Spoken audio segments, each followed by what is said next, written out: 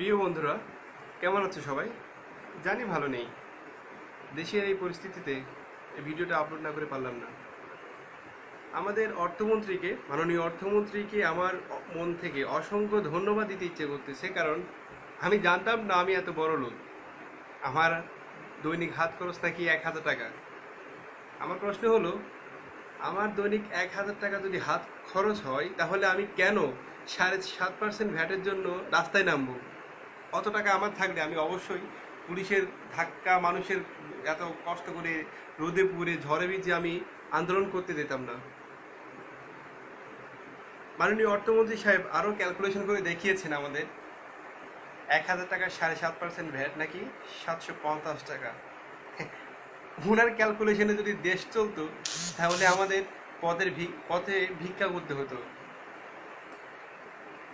মাননীয় অর্থমন্ত্রীকে আমার একটাই প্রশ্ন করতে ইচ্ছে করতেছে যে বাংলাদেশের টোটাল ছাত্র সংখ্যার কত পার্সেন্ট ছাত্রীরা বেসরকারি বিশ্ববিদ্যালয়ে পড়ে, আর কত পার্সেন্ট ছাত্রছাত্রী পাবলিক ইউনিভার্সিটি, সরকারি বিশ্ববিদ্যালয়ে পড়ে। তারা উচ্চশিক্ষা নেওয়ার জন্য আপনি হিসাব করলে দেখতে পাবেন ম্যাক্সিমাম ছাত্রছাত্রীরা প্রাইভেট ইউনিভার্সিটি থেকে পড়াশোনা করে ওখান থেকে ডিগ্রি অর্জন করতেছে। এখন বাংলাদেশের মতো এরকম একটা দেশে আপনি কেমনে বলতে পারেন তারা 50 লাখ টাকা, 50,000 টাকা ডেইলি মাসে ইনকাম করলে 7.5% ভ্যাট কেন দিবে না? আপনি আমাদের দেশের মাথাপিছু আয় দেখেন, আর আপনি যদি জরিপ করে দেখেন তো দেখতে পাবেন যে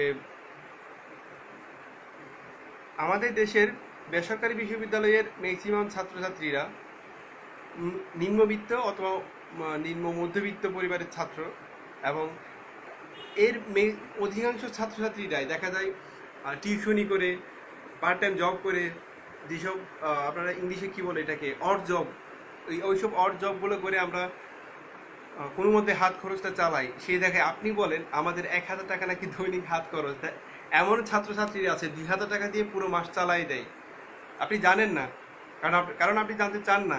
আপনাদের মেন কনসার্ন এগুলো না, আপনাদের মেন কনসার্ন হচ্ছে কিভাবে আপনারা টাকাগুলো আনবেন, সেটা কোন পথে, সেটা আপনারা দেখার প্রয়োজন মনে করতেছেন না।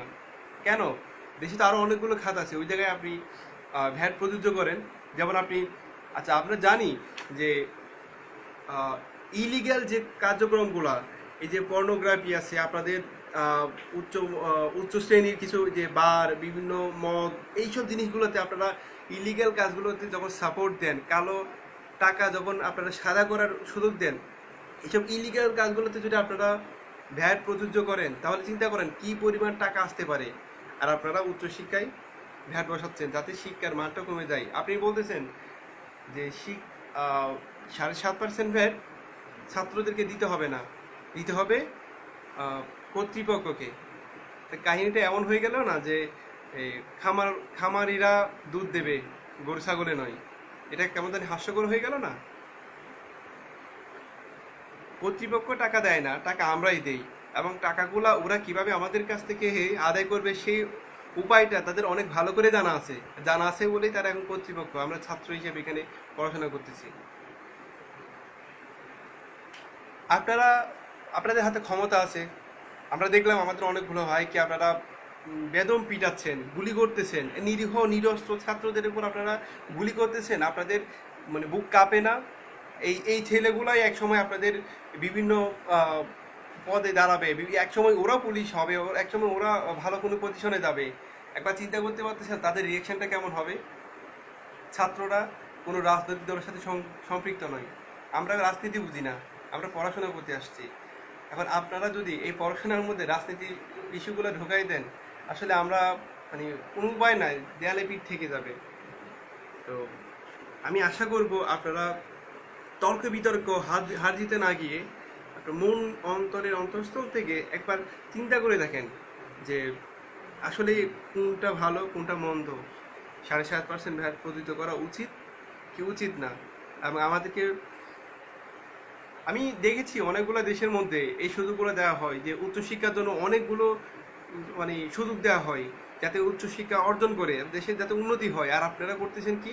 উচ্চশিক্ষায় ভ্যাট দিচ্ছেন যাতে উন্নতি না হয়। কেন? আপনারা পারতেন না বেসরকারি বিশ্ববিদ্যালয়গুলোকে আপনারা সহযোগিতা করে এগুলোকে পাবলিক ইউনিভার্সিটির ইকুয়ালিটিতে নিয়ে আসতে? তখন ছাত্রদের মান উন্নত হয় না? আপনারা আজকে কটূক্তি করতেছেন বেসরকারি বিশ্ববিদ্যালয়ে। এই কটূক্তিগুলো করার আগে আপনাদের নিজস্ব গাফিলতিগুলো চিন্তা করে দেখেন। ব্যাংকের ছাতার মতো প্রাইভেট ইউনিভার্সিটি গড়ে উঠতেছে, এইসব ব্লেম আপনারা করেন। কেমনে করতে পারেন? দোষটা কার? এগুলোকে কন্ট্রোল করবে কারা? আপনারাই তো করবেন।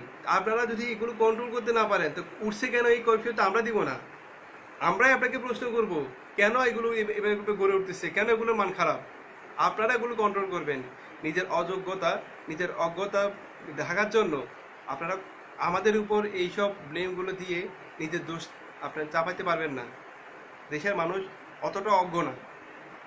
আমি আশা করব সকল বন্ধুরা মিলে এই আন্দোলন চালিয়ে যান, শান্তিপূর্ণভাবে আন্দোলন চালিয়ে যান।